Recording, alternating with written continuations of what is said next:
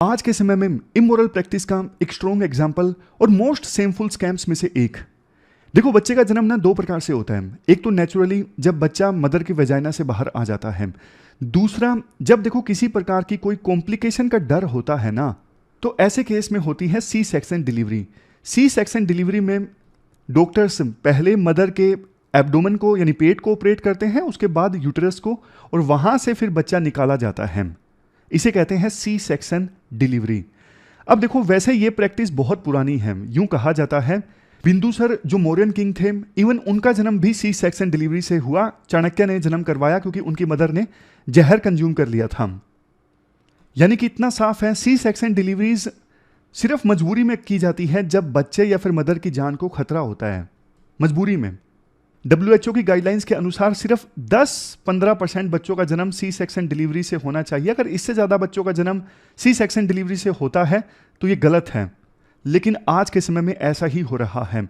पिछले कुछ सालों में हमारे देश में सी सेक्शन डिलीवरीज 300 से लेकर 400% इंक्रीज हो गई हैं। इसमें देखो, सबसे बड़ा एथिकल इशू ये है, कई बार हॉस्पिटल्स के ऊपर आरोप लगता है कि वो जानबूझ के, इवन जब नेचुरल डिलीवरी का स्कोप होता है, फिर भी हॉस्पिटल्स ये रेकमेंड करते हैं, मदर्स को डरा देते हैं कि सी सेक्शन डिलीवरी करवा लीजिए, अदरवाइज बच्चे की हेल्थ को नुकसान पहुंच सकता है, आपकी जान को खतरा हो सकता है। इस प्रकार से डरा दिया जाता है। अब एक मदर क्या बोलेगी? मदर तो बोलेगी हाँ जी, जो आप कहोगे वही बेस्ट है। तो जानबूझ के सी सेक्शन डिलीवरीज रेकमेंड कर दी जाती हैं। इससे हॉस्पिटल्स को फायदा होता है क्योंकि हॉस्पिटल में एडमिट रहना पड़ता है मदर को, और जो ऑपरेशन होता है उसकी कॉस्ट भी ऐड कर दी जाती है। पहले जहां देखो रेयर केसेस में सी सेक्शन डिलीवरी हुआ करती थी, बट आज के समय में ये काफी कॉमन हो रहा है। देखो, वैसे ये डॉक्टर्स की प्रोफेशनल ड्यूटी के अगेंस्ट है।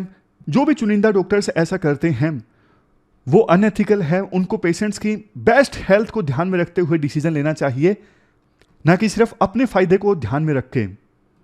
ये देखो, एक ऐसा इशू है, सरकार चाह के भी इसमें एक लेवल के बाद रेगुलेट नहीं कर सकती, क्योंकि ना पेशेंट की बेस्ट सिचुएशन डॉक्टर्स को ही पता होती है, हॉस्पिटल्स को ही पता होती है कि उस समय क्या सिचुएशन थी, क्यों सी सेक्शन डिलीवरी करवाई गई, क्यों नेचुरल डिलीवरी का वेट नहीं किया गया।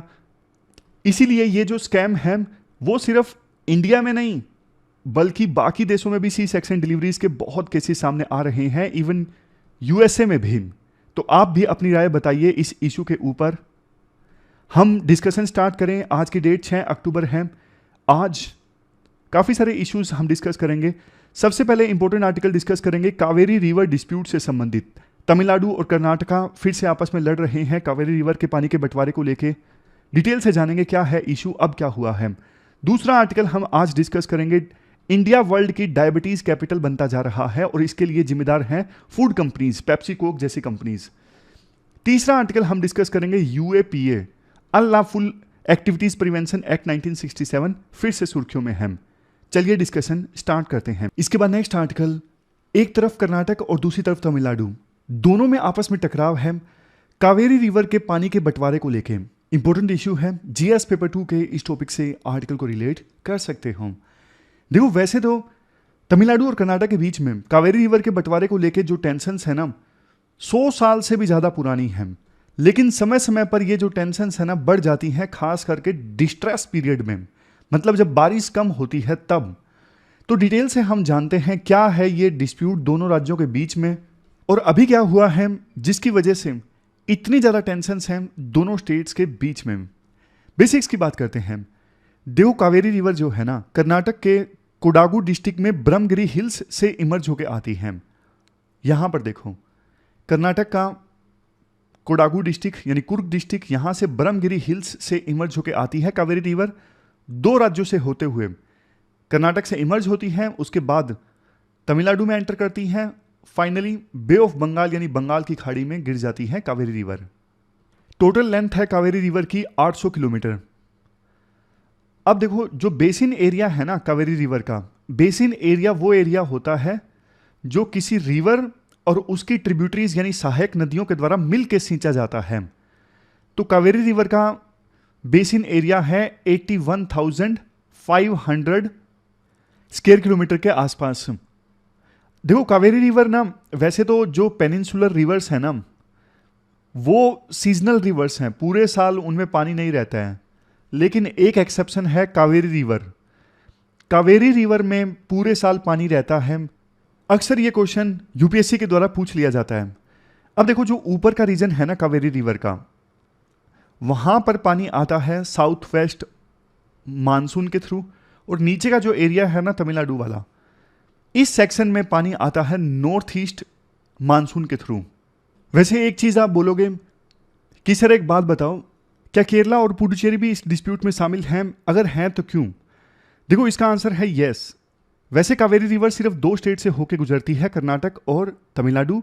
लेकिन केरल और पुडुचेरी डिस्प्यूट में इसलिए शामिल हैं क्योंकि कावेरी रिवर का बेसिन एरिया इन राज्यों में भी है। बेसिन एरिया वो होता है, जैसे मैंने आपको बताया, जो किसी रिवर और उसकी ट्रिब्यूटरीज मिलकर किसी एरिया को सींचती हैं, तो वो होता है बेसिन एरिया। मतलब कावेरी रिवर की जो ट्रिब्यूटरीज हैं वो केरला और पुडुचेरी से होकर गुजरती हैं।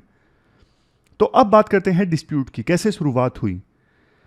देखो पहले जब ब्रिटिशर्स हमारे देश में राज कर रहे थे ना, तो आज का जो तमिलनाडु है वो उस समय का मद्रास प्रेसिडेंसी हुआ करता था, और आज का जो कर्नाटका है वो उस समय का प्रिंसली स्टेट ऑफ मैसूर हुआ करता था। तो इन दोनों राज्यों के बीच में उस समय डिस्प्यूट पैदा हो गई थी। 19वीं सेंचुरी में दोनों के बीच में एग्रीमेंट साइन हुआ। उस समय ब्रिटिशर्स थे, तो ब्रिटिशर्स के कहने पे प्रिंसली स्टेट्स काम करते थे, मान जाते थे ब्रिटिशर्स की बात। तो ब्रिटिशर्स ने बोला अरे करो ना एग्रीमेंट यार, तो इन्होंने एग्रीमेंट साइन कर लिया। उस समय मैसूर ने इस बात पे सहमति जता दी थी कि हम अपर रिपेरियन स्टेट हैं, मतलब रिवर हमारे यहाँ से इमर्ज होके जाती है तमिलनाडु में, तो ना हम हमारे एरिया में रिवर के ऊपर कोई भी अगर इंफ्रास्ट्रक्चर यानी जैसे डैम वगैरह बनाएंगे ना, तो हम लोअर रिपेरियन स्टेट की यानी तमिलनाडु की कंसेंट लेंगे। ये बात फाइनल हुई थी 19वीं सेंचुरी में जो एग्रीमेंट साइन हुआ था। बट देखो 1892 के इस एग्रीमेंट के बाद भी ना सिचुएशन इंप्रूव नहीं हुई। तो दोनों प्रिंसली स्टेट्स फिर से चले गए ब्रिटिशर्स के पास, अरे सर जी सोल्व करवाओ, हमारी समस्या नहीं सोल्व हो रही है। तो 1924 में ब्रिटिशर्स ने दोनों प्रिंसली स्टेट्स के बीच में एक एग्रीमेंट साइन करवाया। 1924 की ये बात है। एग्रीमेंट में ये डिसाइड हुआ कावेरी रिवर का 23% पानी मैसूर को मिलेगा, मद्रास को मिलेगा 75%, और बचा कुचा 2% मिलेगा आज के केरला को, यानी उस समय के princely state of Travancore Kochi को। इसके बाद देखो देश आज़ाद हो गया, और आज़ादी के बाद हमारे देश में डेमोक्रेसी आ गई। अब डेमोक्रेसी में आपको पता है कि पॉलिटिकल पार्टीज वोट हासिल करने के लिए बहुत कुछ करती हैं, इमोशंस का भी इस्तेमाल होता है जनता के। तो 50 साल बाद 1974 में कर्नाटका के द्वारा क्या किया गया, कावेरी रिवर के पानी को ना डाइवर्ट किया गया 4 नए रिजर्वर्स बना के। तो तमिलनाडु ने बोला भैया क्या कर रहे हो आप, हमारी कंसेंट लिए बिना आप कावेरी रिवर के पानी को डाइवर्ट कर रहे हो 4 नए रिजर्वर्स में।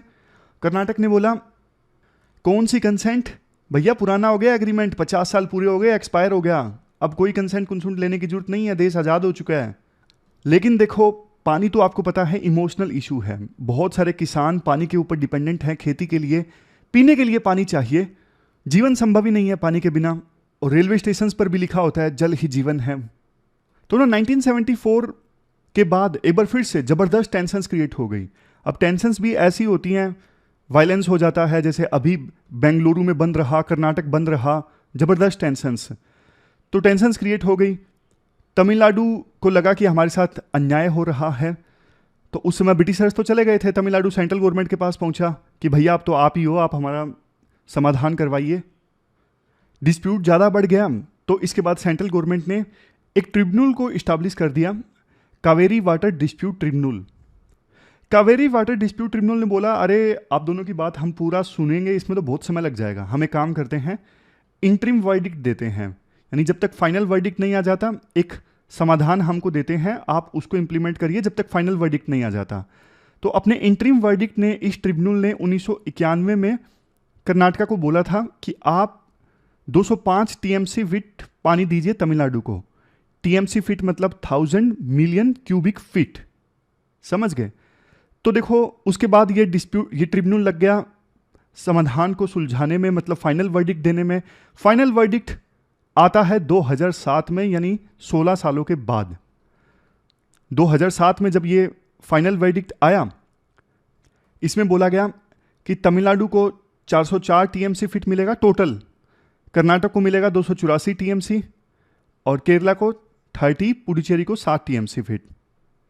यानी कि 2007 के फाइनल वर्डिक्ट के अनुसार कर्नाटका को तमिलनाडु को पानी रिलीज करना था कितना, 192 टीएमसी फिट, क्योंकि थोड़ा बहुत तो जा ही रहे ना, अपने आप ही जा रहे हैं, इतना रिलीज करना था कर्नाटका को बचा हुआ। फिर देखो 2007 में ना एक ऐसी बात बोली थी जिसकी वजह से डिस्प्यूट पूरी तरह से सोल्व नहीं हुआ। मतलब सोच के देखो, इतने साल लगा दिए, ऑलमोस्ट 16-17 साल लगा दिए फाइनल वर्डिक्ट देने में, बावजूद इसके कुछ चीज़ें एम्बिगुअस रह गई। एम्बिगुअस ये रह गई कि डिस्ट्रेस ईयर्स में, मतलब जब बारिश नहीं हुई तब तो कर्नाटका इतना पानी नहीं दे सकेगा, तब क्या होगा। तो ट्रिब्यूनल ने बोला कि जब बारिश नहीं हुई ना, तो इक्वल प्रोपोर्शन में जितना जिसको पानी मिल रहा है ना, उसी प्रोपोर्शन में पानी सबका कम हो जाएगा। मान लीजिए एग्जाम्पल के तौर पे तमिलनाडु को 55% पानी मिल रहा है, तो बारिश ना होने की सूरत में 55% पानी कम मिलेगा तमिलनाडु को, उसी प्रकार से कर्नाटक। समझ गए। लेकिन इस बात पे डिस्प्यूट आ गया कि कौन डिसाइड करेगा कि डिस्ट्रेस ईयर है, कौन डिसाइड करेगा कम पानी है इस बार इसलिए कम रिलीज करना है। तो इस बात को लेकर डिस्प्यूट पैदा हो गया। तो दोनों स्टेट्स फिर से चले गए सुप्रीम कोर्ट में और जाके बोला, तमिलनाडु ने ये बोला कि देखो इस फैसले को आप इंप्लीमेंट करवाइए सर जी अच्छे से, हमें यकीन नहीं है कर्नाटका के ऊपर।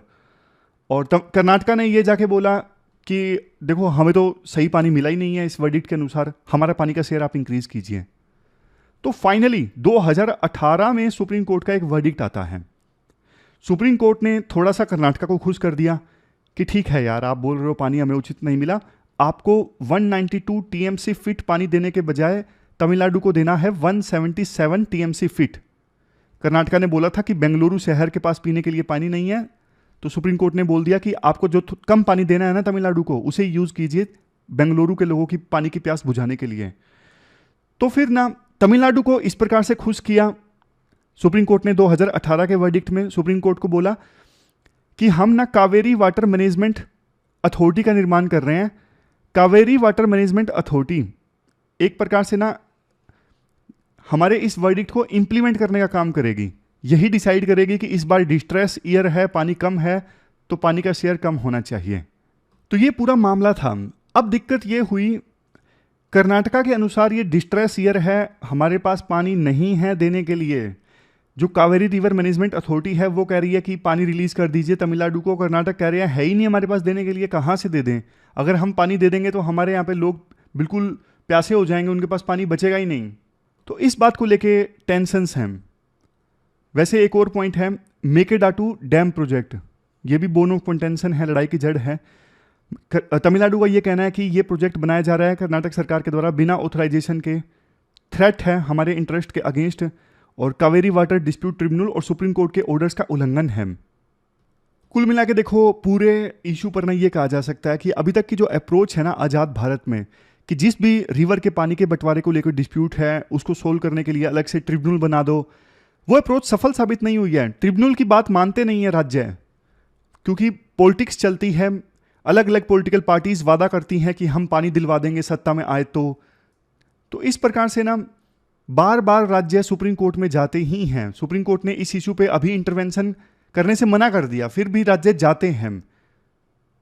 दिक्कत देखो ये भी है, पानी कम है, क्लाइमेट चेंज की वजह से रेनफॉल काफ़ी अनप्रेडिक्टेबल हो गई है, ग्राउंड वाटर डिप्लीट हो रहा है, और यहाँ पे जैसे देखो शुगर केन और पैडी की खेती काफ़ी होती है, और ये वाटर इंटेंसिव क्रॉप्स हैं, इनमें पानी बहुत ज़्यादा लगता है। तो ये जो क्रॉप पैटर्न है ना वो भी जिम्मेदार है इस क्राइसिस के लिए। वे फॉरवर्ड में कहा जाता है कि 2017 में ना लोकसभा ने एक बिल अप्रूव किया था, inter state river water dispute amendment bill. इस बिल में प्रोविजन ये किया गया था कि हर एक रिवर के लिए अलग से ट्रिब्यूनल इस्टेब्लिश करने के बजाय एक परमानेंट ट्रिब्यूनल हो हमारे देश में, एक मीडिएशन कमेटी भी इस्टेब्लिश की जाए। बट बिल की इंप्लीमेंटेशन अभी तक नहीं हुई है, मतलब ये बिल पास ही नहीं हुआ है अभी पार्लियामेंट से। उसके बाद 2019 में एक बार फिर से ये बिल आया, लेकिन पास नहीं हुआ है फाइनली। फिर ये कॉमन सी बातें हैं, जैसे वाटर को अच्छे से हार्वेस्ट करो, interstate council and zonal councils, इनका इस्तेमाल करो डिस्प्यूट को सोल्व करने के लिए। देखो पानी तो एक ऐसी चीज़ है जिसको लेके आगे भी डिस्प्यूट्स आती रहेंगी जैसे जैसे पानी की कमी हो रही है। तो एक स्ट्रॉन्ग कानून की हमारे देश में आवश्यकता है। राज्यों के बीच में जो ये पानी को लेकर डिस्प्यूट सामने आती रहती हैं, इनका समाधान निकालने के लिए। तो ये पूरा आर्टिकल हमने डिस्कस किया, कावेरी वाटर रिवर डिस्प्यूट। चलते हैं आगे। इसके बाद नेक्स्ट आर्टिकल डायबिटीज़ यानी शुगर से संबंधित है। इंडिया देखो वर्ल्ड के ना डायबिटीज़ कैपिटल भी कहलाता है। ये एक ऐसा टाइम बॉम्ब है जो टिक टिक कर रहा है। मतलब डायबिटीज़ के केसेस और ज़्यादा बढ़ जाएंगे हमारे देश में अगर टाइम रहते स्ट्रॉन्ग एक्शन नहीं लिया गया तो। आप जीएस पेपर 2 के इस टॉपिक से आर्टिकल को रिलेट कर सकते हो। जून 2023 में ना एक स्टडी कंडक्ट की गई थी Madras diabetes research foundation, ICMR और यूनियन हेल्थ मिनिस्ट्री के द्वारा मिलकर। इसमें यह कहा गया कि हमारे देश में 11.4% पॉपुलेशन यानी 10 करोड़ के आसपास जो लोग हैं ना अभी डायबिटीज़ से सफ़र कर रहे हैं। इसके अलावा 15.3% पॉपुलेशन हमारे देश की ऐसी है यानी 13.6 करोड़ जो अभी प्री डायबिटिक है। प्री डायबिटिक मतलब ब्लड में जो शुगर लेवल है नॉर्मल से ज़्यादा है, लेकिन इतना भी नहीं है कि अभी डायबिटीज़ में क्लासिफाई किया जा सके, यानी बीच की जो स्टेज होती है। WHO के अनुसार देखो मेजर रीज़न ये है ज़्यादा लोगों के डायबिटीज़ होने का, अल्ट्रा प्रोसेस्ड फूड और बेवरेजेस बहुत ज़्यादा कंज्यूम की जा रही हैं। जैसे देखो कोल्ड ड्रिंक्स हैं, कोका कोला, पेप्सी, ये सब, इंस्टेंट नूडल्स, 2 मिनट में मैगी, कुकीज़, बिस्किट्स, आइसक्रीम, ये सारी चीज़ें लोग आज के समय में ना बहुत ज़्यादा कंज्यूम कर रहे हैं। ये अल्ट्रा प्रोसेस्ड फूड्स हैं जिनकी एक्सटेंसिव प्रोसेसिंग होती है। इन फूड्स में ना ये सारी चीज़ें डाली जाती है, जैसे ना एडिटिव्स, स्वीटनर डाल दिया, फ्लेवर के लिए कुछ आर्टिफिशियल फ्लेवर के लिए कुछ डाल दिया, प्रिजर्वेटिव डाल दिया ताकि सेल्फ लाइफ को इंक्रीज किया जा सके, ज़्यादा दिन तक हमारा प्रोडक्ट चले और ख़राब ना हो, वेस्टेज ना हो। तो कंपनीज ना ये सब चीज़ें ऐड कर देती हैं और ये होता है अल्ट्रा प्रोसेस्ड फूड जिसमें बहुत ज़्यादा प्रोसेसिंग हुई है, नेचुरल नहीं है, बहुत सारी चीज़ें डाल दी गई हैं। इन चीज़ों में ना कई बार बहुत ज़्यादा शुगर होता है, फैट काफ़ी ज़्यादा होता है, सोल्ट काफ़ी ज़्यादा होता है। तो रिस्की होता है इस प्रकार के फूड को कंज्यूम करना और इससे डायबिटीज़ के होने के चांसेस बढ़ जाते हैं लगातार इन चीज़ों को अगर कंज्यूम किया जाए तो। और देखो ओबिसिटी यानी मोटापा और डायबिटीज़ की वजह से ना हार्ट डिजीज़ और डेथ्स के केसेस काफ़ी ज़्यादा सामने आ रहे हैं। मैं आपको पूरा खेल समझाता हूँ। देखो जो ये शुगर स्वीटेंड बेवरेजेस है ना, जैसे कोल्ड ड्रिंक्स हैं, कोक, पेप्सी, ये सब, अब ना इनको कोई कंज्यूम नहीं करता। वेस्टर्न कंट्रीज़ में बहुत कम लोग इनको पीते हैं, तो वहाँ से तो इनका रेवेन्यू बहुत कम हो गया। तो ये कंपनीज ना, इस जैसी कंपनीज, अब इनको चाहिए पैसा। इनको लगता है कि इंडिया जैसे देश जहाँ पे जनता भोली भाली है, बढ़िया मार्केटिंग कैंपेन चलाएंगे और सेलिब्रिटी से ऐड करवाएंगे, हमारे प्रोडक्ट बिकेंगे, और हो भी रहा है। अब ऐसे ऐसे सेलिब्रिटीज़ हैं जैसे Alia Bhatt, with great respect to her, लेकिन उनकी ये चीज़ देखिए, कपिल शर्मा शो में आई, उनको कॉफ़ी दी गई थी, उन्होंने पीने से मना कर दिया, उन्होंने बोला कि इसमें बहुत शुगर है। जबकि देखो वो अल्ट्रा प्रोसेस्ड फूड की ऐड करती हैं, जैसे चॉकलेट्स हैं 5 स्टार। तो ये अनएथिकल है ना। एथिक्स में भी आप एग्जांपल इस्तेमाल कर सकते हो कि सेलिब्रिटीज ऐसे ऐसे प्रोडक्ट की ऐड करते हैं जो कंज्यूम ही नहीं करते। तो ये पेप्सी जैसी कंपनीज ना, अल्ट्रा प्रोसेस्ड वाली कंपनीज, करोड़ों रुपए खर्च कर देती हैं, पानी की तरह बहा देती हैं मार्केटिंग करवाने के लिए अपने प्रोडक्ट्स की। फिर बोलती हैं कि लोग जिम्मेदार हैं अपनी फूड चॉइसेस के लिए। लोग बेचारे क्या जिम्मेदार हैं? दिन रात उनको टीवी पे यही प्रोडक्ट दिखाते हो और बाद में वो लोग कंज्यूम करते हैं, तो लोग जिम्मेदार हैं इन प्रोडक्ट्स को कंज्यूम करने के लिए। बेचारे बच्चे अब कार्टून देखते हैं, अब कार्टून से वो ऐड करवाते हैं इस प्रोडक्ट्स की, तो बच्चे प्रभावित होते हैं, जिद करने लगते हैं माँ बाप से कि चिप्स लेके दो, कोल्ड ड्रिंक लेके दो। और हैरानी की बात ये है, जब सरकार ये मूवमेंट चलाती है ना अवेयरनेस के लिए, ईट राइट इनिशिएटिव, जिसमें जनता को अवेयर किया जाता है कि राइट चीज़ें कंज्यूम करिए, इस प्रकार की मूवमेंट्स में भी ये फूड कंपनीज पार्टिसिपेट करती हैं, खुद ही बेच रही हैं और खुद ही पार्टिसिपेट कर रही हैं कि हाँ हम भी लोगों को अवेयर करना चाहते हैं। अरे भैया तुम बेचो ही ना यार, अवेयर वो अपने आप हो जाएंगे। जब सरकार कहती है कि हम कुछ रिस्ट्रिक्शंस लगाएंगे मार्केटिंग पे, जैसे देखो सिगरेट है, अब सिगरेट की मार्केटिंग नहीं होती, आपने देखा हो तो, जो चीज़ें नुकसानदायक है ना, जो सिन गुड्स होते हैं, उनकी मार्केटिंग सरकार नहीं होने देती। अल्कोहल है, लीकर की मार्केटिंग आप कभी देखते हो? नहीं देखते हो। तो कुछ लोग जब एक्सपर्ट्स क्वेश्चन उठाते हैं ना कि ये जो खराब चीज़ें हैं सेहत के लिए, इनकी मार्केटिंग पर भी रोक लगनी चाहिए, तो ये फूड प्रोसेसिंग वाली कंपनीज ना बोलने लगती हैं कि नहीं नहीं ऐसा मत कीजिए, बहुत सारे लोगों को जॉब मिल रही है, राइटर कहते हैं माना कुछ लोगों को रोजगार मिल रहा है, लेकिन नुकसान कितना हो रहा है वो आप देखिए, कितना हेल्थ पे खर्चा आ रहा है, कितनी लोगों की प्रोडक्टिविटी कम हो रही है, कितनी बीमारियां फैल रही है, वो चीज़ें देखो। तो राइटर कहते हैं लास्ट में ना अब सरकार को सख्त हो जाना चाहिए, ऑर्डिनेंस पास करना चाहिए और सरकार ना ये प्रोविजन करे, ये कानून बनाए कि जो अनहेल्दी प्रोडक्ट है ना उस पर साफ साफ लिखा हो कि ये अनहेल्दी प्रोडक्ट हैं। सरकार डिफाइन करे क्या हेल्दी प्रोडक्ट हैं कौन से और कौन से अनहेल्दी हैं, और जो अनहेल्दी प्रोडक्ट्स हैं उनके लेबल पे साफ तौर पे मेंशन होना चाहिए अनहेल्दी। जैसे मुकेश होता है ना, मुकेश या महेश सिगरेट के पैकेट पे, वैसे ही जो अनहेल्दी फूड है मैगी वगैरह 2 मिनट मैगी, उसके पैकेट पे भी इस प्रकार से लिखा होना चाहिए मैगी खाना स्वास्थ्य के लिए हानिकारक हो सकता है। लास्ट में एक पॉइंट देखो, साउथ अफ्रीका, नॉर्वे, मैक्सिको, ये देश जब एक्शन ले चुके हैं तो इंडिया क्यों नहीं एक्शन ले सकती? इंडिया क्यों नहीं फूड लेबलिंग को रेगुलेट कर सकती अच्छे से? क्यों नहीं फूड मार्केटिंग को अच्छे से रेगुलेट कर सकती? तो ये पूरा आर्टिकल हमने डिस्कस किया, चलते हैं आगे। इसके बाद नेक्स्ट आर्टिकल यूएपीए यानी अनलॉफुल एक्टिविटीज प्रिवेंशन एक्ट 1967 से संबंधित है। फिर से ये एक्ट सुर्खियों में है। न्यूज क्लिक ऑर्गेनाइजेशन के अगेंस्ट रेड बढ़ी थी, केस दर्ज किया गया है इस एक्ट के अंतर्गत। देखो ये जो एक्ट है ना, ये एक्ट 1967 में आया था। मेन मकसद है आतंकवाद, देश विरोधी जो गतिविधियां हैं और टेररिस्ट ऑर्गेनाइजेशन हैं उन पे लगाम लगाना। लेकिन काफ़ी बार ना इस एक्ट का क्रिटिसिज्म होता है। हम बेसिक्स से जानते हैं ये एक्ट है क्या, क्यों क्रिटिसिज्म होता है। यूपीएससी ने इस पर क्वेश्चन भी पूछा था। अनलॉफुल एक्टिविटीज प्रिवेंशन एक्ट 1967, ये जो एक्ट है ना, इंडिया का मेन एंटी टेररिज्म लेजिस्लेशन है। जब इस एक्ट के तहत किसी के अगेंस्ट केस दर्ज किया जाता है तो आसानी से बेल नहीं मिलती। दिक्कत यह है कि पिछले कुछ सालों में काफ़ी ज़्यादा केसेस दर्ज किए जा रहे हैं इस एक्ट के अगेंस्ट। 2019 में नेशनल क्राइम रिकॉर्ड ब्यूरो की रिपोर्ट के अनुसार 1948 लोगों के अगेंस्ट इस एक्ट के तहत केस दर्ज किए गए। ये एक्ट ओरिजिनेट कब हुआ? 1967 में। शुरू में देखो इस एक्ट में टेररिज्म या फिर टेररिस्ट एक्ट ऐसा कोई वर्ड नहीं था। टेररिज्म को काउंटर करने के लिए एक्ट आए, टाडा एक्ट, पोटा एक्ट, ये तो और भी ज़्यादा सख्त थे, स्ट्रिक्ट थे, लेकिन इनको अब रिपील किया जा चुका है। तो इसलिए सरकार ने बाद में अमेंडमेंट करके इस एक्ट में टेररिस्ट एक्ट वर्ड ऐड कर दिया ताकि टेररिज्म संबंधित जो एक्टिविटीज है ना उनको भी काउंटर किया जा सके इस एक्ट की सहायता से। शुरू में अनलॉफुल एक्टिविटीज के लिए कोई एसोसिएशन बनी है, उसको प्रिवेंट करने के लिए ये एक्ट था। अनलॉफुल एक्टिविटी मतलब कोई भी एक्शन लिया जाता है किसी इंडिविजुअल के द्वारा या फिर एसोसिएशन के द्वारा देश की टेरिटोरियल इंटीग्रिटी या फिर सोवरेनिटी को वायलेट करने के लिए, ये मतलब है अनलॉफुल एक्टिविटी का। ये एक्ट देखो सेंट्रल गवर्नमेंट को बहुत ज़्यादा पावर देता है। सेंट्रल गवर्नमेंट को लगता है कोई भी ऐसी एसोसिएशन, कोई भी ऐसी एक्टिविटी जो अनलॉफुल है तो उसे बैन किया जा सकता है सेंट्रल गवर्नमेंट के द्वारा इस एक्ट के तहत ऑफिशियल गैजेट में डिक्लेयर करके।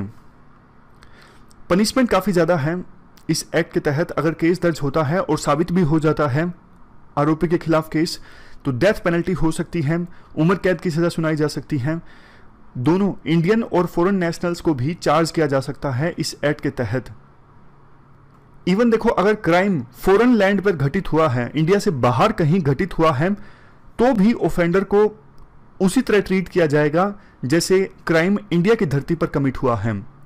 चार्जशीट की बात करें तो इन्वेस्टिगेशन एजेंसी मैक्सिमम 180 दिनों में चार्जशीट फाइल कर सकती है और चार्जशीट के टाइम को एक्सटेंड भी किया जा सकता है कोर्ट को इन्फॉर्म करके। इसके अलावा 2004 में अमेंडमेंट करके सरकार ने इस एक्ट में जो ऑफेंसेस हैं उसमें टेररिस्ट एक्ट के ऑफेंस को भी ऐड कर दिया था। याद कीजिए आर्टिकल की शुरुआत में मैंने आपको बताया था ना, पहले तो ये टाडा पोटा अलग से एक्ट थे टेररिस्ट एक्टिविटीज को काउंटर करने के लिए। जब वो एक्ट रिपील हो गए टाडा पोटा, तो सरकार ने सोचा कि ये जो एक्ट है ना पुराना, उसी में इस वर्ड को ऐड कर देते हैं ऑफेंसेस में। 2004 में सरकार ने ये कर दिया। 2019 में और भी अमेंडमेंट की गई। 2019 में जो अमेंडमेंट की गई, पहले देखो टेररिस्ट ऑर्गेनाइजेशंस को बैन किया जा सकता था, किसी टेररिस्ट को, इंडिविजुअल को बैन करने का प्रोविजन नहीं था इस एक्ट में। लेकिन 2019 में अमेंडमेंट करके इंडिविजुअल्स को भी बैन करने का प्रोविजन कर दिया गया। नेक्स्ट पॉइंट, 2019 के अमेंडमेंट में director general of national investigation agency को पावर्स दी गई। वो अप्रूवल दे सकते हैं कि इन्वेस्टिगेशन के दौरान अगर किसी आरोपी की प्रॉपर्टी को सीज करना है तो उसके लिए अप्रूवल दिया जा सकता है एनआईए के डीजी के द्वारा। एक्ट इंपावर करता है एनआईए को कि एनआईए का इंस्पेक्टर या फिर उससे बड़े पद का कोई पदाधिकारी जो है, नहीं पदाधिकारी नहीं कहेंगे, ऑफिसर्स कहेंगे, इंस्पेक्टर या फिर उससे बड़े कद का कोई ऑफिसर है वो टेररिज्म संबंधित केस की जांच कर सकता है। इसके अलावा देखो प्रोविजन ये भी है इस एक्ट में कि किसी इंडिविजुअल की पर्सनल या फिर फाइनेंशियल इंफॉर्मेशन जो है वो वेस्टर्न कंट्रीज के एजेंसीज के साथ शेयर की जा सकती हैं। वो लोग जो टेररिज्म से कनेक्टेड हैं उनकी प्रॉपर्टी को सीज किया जा सकता है। टेररिस्ट एक्ट को डिफाइन किया जाता है इस एक्ट में। इंडिया जिन 9 ट्रीटीज को इंडिया ने साइन किया है, उन 9 ट्रीटीज में जिस प्रकार से टेररिज्म को डिफाइन किया गया है वो टेररिस्ट एक्ट होगा इस एक्ट के अकॉर्डिंग। जो इस एक्ट के तहत केस दर्ज होते हैं उनको देखो उनका ट्रायल चलता है स्पेशल कोर्ट्स में। तो इस प्रकार से हमने इंपॉर्टेंट प्रोविजंस डिस्कस कर लिए अनलॉफुल एक्टिविटीज प्रिवेंशन एक्ट के। अब कुछ इश्यूज हैं जिनको आप जान लीजिए। फंडामेंटल राइट को कर्व करता है ये एक्ट, क्योंकि देखो बेल मिलना तो अधिकार है ना, जब तक कि कोई किसी पर्सन पर आरोप साबित नहीं हो जाते तो वो इनोसेंट है। लेकिन इस एक्ट के तहत जब केस दर्ज होता है तो बेल आसानी से मिलती नहीं। एंटीसिपेटरी बेल यानी अग्रिम जमानत स्वीकार नहीं की जाती कोर्ट के द्वारा, और 180 दिनों का टाइम है चार्जशीट फाइल करने के लिए, तो टाइम काफी ज्यादा है। उसके बाद भी टाइम को एक्सटेंड किया जा सकता है, तो आसानी से बेल नहीं मिलती। नेक्स्ट है एम्बिगुअस डेफिनेशंस। टेररिज्म संबंधित वर्ड्स की जो डेफिनेशन है वेग है, हमने आर्टिकल भी डिस्कस किया था इससे संबंधित। गवर्नमेंट को बहुत ज्यादा पावर्स मिल जाती है इस एक्ट के तहत, और गवर्नमेंट अनाप शनाप केस दर्ज कर लेती है, और बाद में कन्विक्शन रेट जो है वो बहुत ज्यादा कम है। ट्रायल जो है वो चलते रहते हैं, जल्दी से मामले जो हैं वो डिस्पोज नहीं होते इस एक्ट से संबंधित जब केस दर्ज होता है। ये फेडरल स्पिरिट के अगेंस्ट है, क्योंकि लैंड ऑर्डर जो है वो तो स्टेट सब्जेक्ट है, लेकिन इस एक्ट के तहत सेंट्रल गवर्नमेंट की एजेंसीज केस दर्ज करती हैं, तो ये फेडरलिज्म के अगेंस्ट है। कई बार डिसेंटिंग वॉइसेस यानी सरकार के खिलाफ जो आवाजें हैं उन्हें दबाने के लिए सरकार इस एक्ट का सहारा लेती है। तो ये सारे इश्यूज हैं।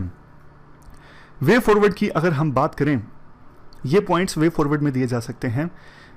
मिसयूज को रोकने के लिए प्रोविजन करने होंगे। यहां पे देखिए, गवर्नमेंट को ये इंश्योर करना चाहिए कि इस लॉ का मिसयूज ना किया जाए। सोशल एक्टिविस्ट को परेशान करने के लिए इफेक्टिव लॉ इन्फोर्समेंट होना चाहिए, मतलब वास्तव में टेररिज्म संबंधित एक्ट्स को रोकने के लिए इस एक्ट का इस्तेमाल होना चाहिए। और बाद में अगर कोई आरोपी जिसका इस एक्ट के तहत केस दर्ज किया जाता गया है वो बाद में बरी हो जाता है, तो उसको कंपनसेशन भी मिलनी चाहिए। और अगर झूठी कंप्लेंट है तो उसके खिलाफ कार्रवाई भी होनी चाहिए जिसने झूठी कंप्लेंट की है। जुडिशरी का रोल भी इंपॉर्टेंट है इस एक्ट के मिसयूज को रोकने में। जुडिशरी हर एक केस को ध्यान से देखे, और अगर बेल दी जा सकती है तो बेल दी जाए। अब लास्ट में क्वेश्चंस देख लीजिए जो आपको अटेम्प्ट करने हैं। पहला क्वेश्चन यूएपीए से संबंधित है। 2019 में ये क्वेश्चन यूपीएससी ने पूछा था। उसके बाद ये इंटरस्टेट रिवर डिस्प्यूट से संबंधित क्वेश्चन है। ये यूपीएससी ने 2013 में पूछा था। दोनों क्वेश्चंस यूपीएससी के पीवाईक्यू हैं जो आपको अटेम्प्ट करने हैं। वेबसाइट पे जाके आप इन क्वेश्चंस को अटेम्प्ट कर सकते हो। ये प्री का क्वेश्चन है, ये 2020 में पूछा गया था। कावेरी जो बेसिन है उसमें कौन से नेशनल पार्क या टाइगर रिजर्व आते हैं? आंसर आप स्लाइड पे देख ही सकते हो। सी आंसर है इस क्वेश्चन का। तो आज की इस डिस्कशन में इतना ही है। Thank you very much for discussion.